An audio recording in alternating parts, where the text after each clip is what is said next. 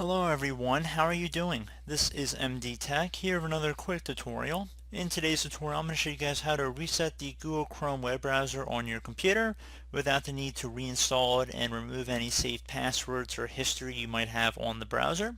So this should hopefully be a pretty straightforward tutorial for you guys today. And without further ado, let's jump right into it. So we're going to start by opening up the web browser if you don't already have it open. And now you want to go up to the top right corner and you want to left click on the menu icon.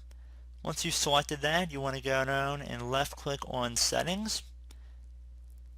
Scroll down on this page until you get to the bottom where it says advanced. Left click on that one time.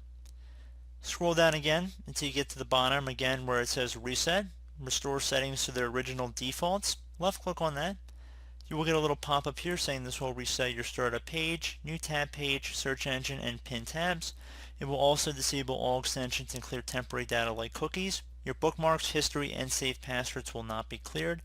Left click on reset to begin the process here. Will take a couple moments, so please be patient.